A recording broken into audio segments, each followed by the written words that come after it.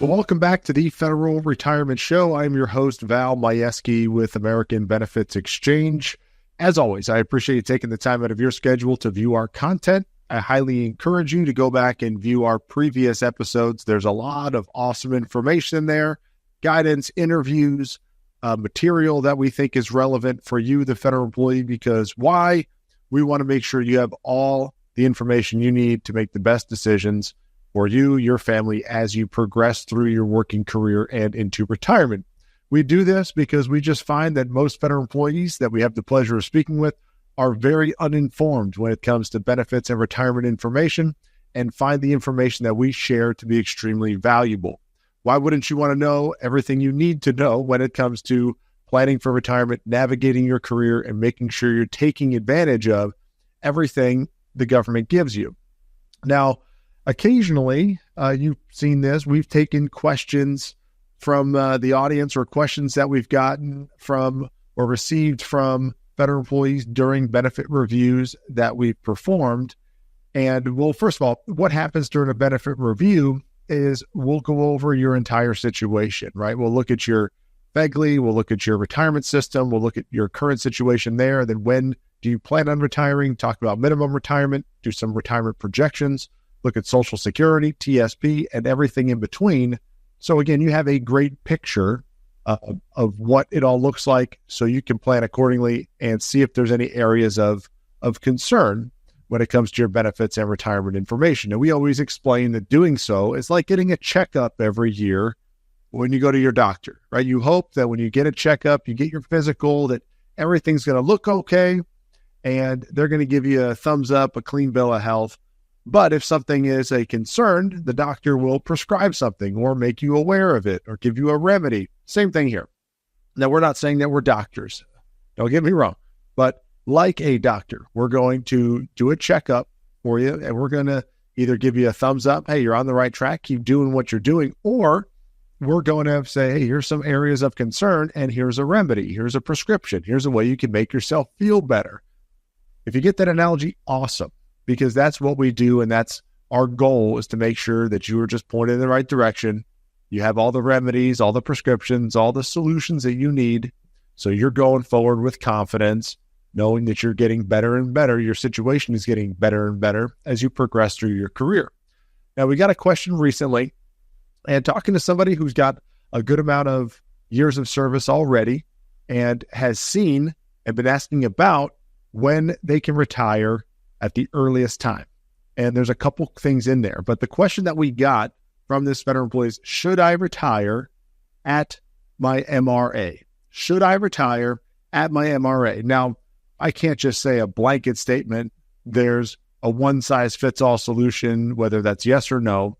But we need to dive in a little bit and see what we're looking at. So let's dive into this person's situation and see if they should retire at their MRA.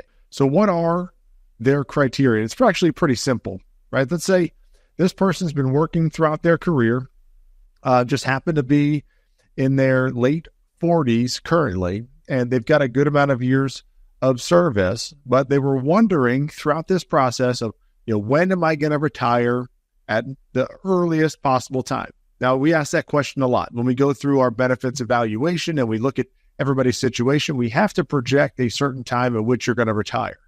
We've got to look at numbers and see if you're on the right track. And a lot of folks, when it comes down to the question of, what age or how many years of service, will answer, I just want to retire when I'm first eligible. Tell me, when am I first eligible for retirement? Well, this person had a leg up on us. It wasn't that they didn't know. They just said, I've heard I can retire at my minimum retirement age.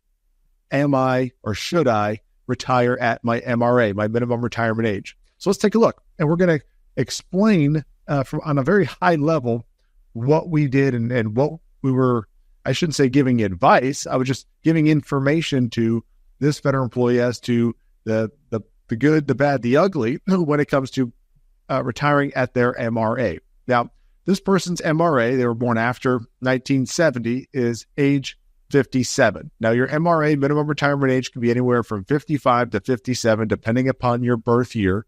This person was after 1970, so it's 57. And the number of years that they're going to have at that MRA is 26 years of service. Now, 26 and change, we're just keeping round numbers here, 26 years of service. All right. Now, do you know, just asking yourself a question, is this person eligible for full retirement? I'll give you a second. We're not going to play the Jeopardy music, but just off the top of your head, shout it out. Is this person eligible for full retirement at their minimum retirement age? The answer is no. Why? Well, because there's 3 criteria that you have to satisfy. You have to satisfy one of the 3 criteria. I encourage you to go back and look at our previous episodes on the FERS system. This person's a FERS employee. And we talk about eligibility for full retirement, unreduced full retirement. And those 3 criteria are be age 60 with at least 20 years of service, 62 with at least 5 years of service, or hit their minimum retirement age, MRA, and have 30 years of service. So this person is not eligible for full retirement at their MRA, but they did some homework and they did some digging and they realized they could retire at their MRA. Now, how is this possible? I just said you cannot retire with full benefits if you did not satisfy one of those 3 criteria. So in this case, MRA plus 30 years of service have not yet hit 30 years of service. But what would they be eligible for? There is a provision out there called the MRA plus 10. And what is this? This means that you can retire voluntarily early if you have hit your minimum retirement age and have at least 10 years of service, like this person does. However, there's a warning because there's a reduction in benefits depending on the age at retirement, at which time you leave. So you can leave as early as your minimum retirement age, as long as you have at least 10 years of service. However, your benefits are reduced by 5% per year that you are under the age of 62. Now, in this case, though, there's a provision that says if you have at least 20 years of service, it's 5% per year under the age of 60, because this person would be generally eligible to retire with full benefits at age 60. So in this case, they would see a permanent reduction of 5 times 3 years or 15% in their retirement benefits. So if you did their regular pension calculation, you can go back and see how that's done. They would be reducing it by 15% because they are 3 years earlier than age 60, 3 years earlier than their first full retirement age or retirement with full benefits. So that's the first option. Now, the question is, should I retire at my MRA? You can, yes, you can, but should you? Do you want to go forward with a permanent 15% reduction in your retirement benefits? I don't know if that's the best option for this person. In fact, it's not something we normally recommend is using the MRA plus 10 provision. But if you've got a dream job lined up or you've hit the lottery or there's other circumstances that would make the MRA plus 10 desirable or beneficial for you, then it is an option. Just not something we normally recommend. Now, what is the minimum retirement for this person? Minimum retirement for this person. As I mentioned before, you have to satisfy one of those 3 criteria, and based on them having at least 20 years of service, and they're not going to hit 30 years prior to age 60, they're going to satisfy the age 60 with at least 20 years of service. I will say, if this person had 28 years of service instead of 26, they'd be able to retire when they hit 30 years of service at age 59. Then they would satisfy both the MRA, they would have at least their minimum retirement age, and have at least 30 years of service. So if you can see that, it'd be a little bit different circumstance. But in this case, even if they wait till age 60, just 3 years later, they're going to have 29 years of service. So they're going to satisfy the age 60 with at least 20 years of service. So their first eligibility for full retirement, unreduced retirement, is at age 60 with about 29 years of service. So if you can see the difference, right? They could use the MRA plus 10 at age 57, but get a reduction of about 15%, or get full retirement, unreduced benefits at age 60 with 29 years of service. Now, what is another detriment to the MRA plus 10? It's the FERS supplement. Why? Well, you may have gone back and you looked at our previous episodes or other material where we've talked about the FERS supplement, but what is it? I'm going to briefly describe what it is. It is a bridge. It is an entitlement. It is something that a FERS employee is eligible for only when they retire with full benefits prior to being Social Security eligible, prior to age 62. So in this case, both MRA plus 10 and minimum retirement are prior to age 62. However, those that retire under the MRA plus 10 provision are not eligible for the FERS supplement. So not only would this person see a reduction if they retired at their MRA of 15%, they would not be eligible for the FERS supplement from age 57 to 62. But what if they waited till age 60? At age 60, they'll be eligible for full unreduced retirement benefits, and they will get the FERS supplement from age 60 to 62. So the FERS supplement is a gap. It's a gap filler, a bridge from whenever they retire. If they retire prior to being Social Security eligible, it's an entitled benefit that they would get from whenever they retire until they're age 62. So that would go the FERS supplement they would get at age 60 to 62. They would not get it in the MRA plus 10 provision retirement, no additional benefits. So not only would their retirement pension be reduced, they're going to miss out on this additional benefit until they're Social Security eligible.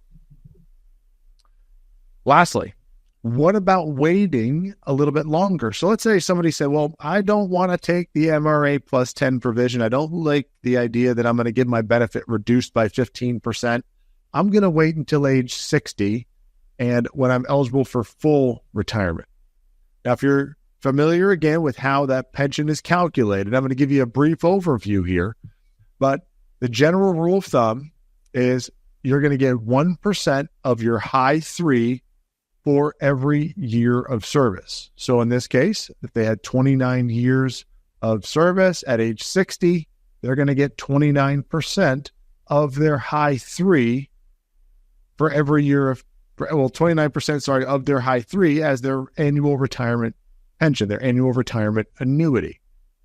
But there's a little extra caveat, right? So if you wait until age 62, it's not just 1% of your high three for every year. It turns into 1.1% for every year.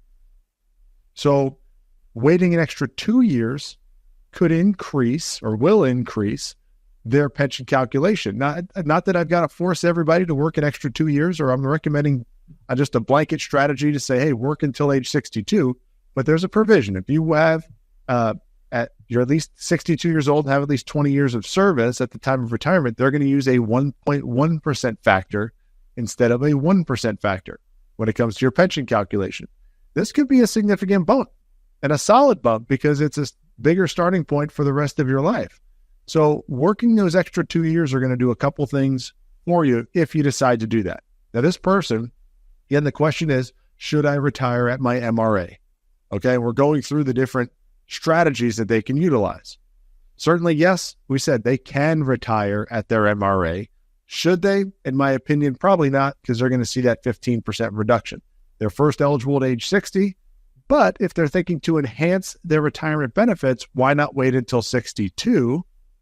Not only would you get an extra 2 years of service from 60 to 62, but you're going to get that 1.1% factor in the calculation rather than just the 1%, a little extra 10% boost. So if you are eligible to retire at 60 and you can make it till 62 and you have at least 20 years of service at that time, which again, if you're eligible to retire at age 60 with full benefits, you will have at least 20 years of service. So that extra boost could be significant. Not only those extra 2 years, like I said, but now it's 1.1 instead of 1%. So back to the person's question. Should I retire my MRA? In my opinion, remember, this is just my opinion, and this opinion is built after working with thousands of federal employees over my years of being specifically or exclusively in the federal market and speaking this language and being an expert in this industry. I do not, and I would not recommend somebody retiring in this case at their MRA if they have not hit the minimum requirements, if they're going to see a reduction in their benefits. Like I said earlier, There are circumstances that it may make sense, but in my opinion, just as a general statement, I have not seen a place where recommending an MRA plus 10 provision type of retirement, a reduced retirement, to be beneficial for the federal employee. Yeah, it might feel good to leave service a little bit early, but understand you're getting a permanent reduction. In this case, only 15%. If they had less than 20 years of service, it would have been 25% reduction, right? 5% for every year under the age of 62. So it's not something we normally recommend. Now, should they retire at their full minimum retirement age, which is age 60? That's up to them, right? That's their first time they're going to get an unreduced immediate pension, and they will get the first supplement for the time from age 60 to 62. But if they can stomach it, if they can do it, if they can keep going, those extra 2 years to get the extra 0.1% in that factor could be extremely beneficial. Again, not just those extra 2 years, but what else are you doing? You're going to be putting in a TSP for those extra 2 years. Okay? You're going to be building up your Social Security for those extra 2 years. You're going to be not getting the first supplement, but the first supplement is going to be less than your Social Security benefit. So right when you're eligible to retire at 62, you're going to get you can get your Social Security, which is not less like the first supplement. But you get more years of service and a little bit of bump in that calculation. So all things are positive there. Now, I've talked to a lot of federal employees. I'm like, nope, I'm leaving right away. Leaving when I'm first eligible for full retirement, no problem. I don't fault you there. It's a personal preference. But just if you're looking at the numbers make sense to me to wait an extra 2 years if it's between 60 and 62. Just our thoughts. Now, if you have different thoughts, reach out to us, right? If you agree, disagree, I love hearing the comments that we get. I love seeing the feedback that we get on this show. If you have questions, you have comments, you want to get your own benefits review, you want to compare these options, you want to see, should I retire my MRA? Should I retire when I'm first eligible? Should I wait until 62? If I could retire full benefits prior to 62, should I wait till 62 to get that enhanced benefit, that little extra 0.1%? We can run all those scenarios. You can compare, contrast, and see what's best for you and your family. So go to www.federalretirementshow.com, fill out the form. One of our experts across the country, if it's not me personally, will be reaching out to you to schedule time to go over your entire situation. If you do have other comments, please reach out to us. Let us know how we can help. If you have questions, again, fill out that form. We will be in touch. I really do appreciate, as I said earlier, you taking the time out of your schedule to view this content. It's been awesome. Really like seeing everybody's attendance and being here, enjoying the show. We get a lot of great feedback, so really thank you for that. Look forward to seeing you on a future episode.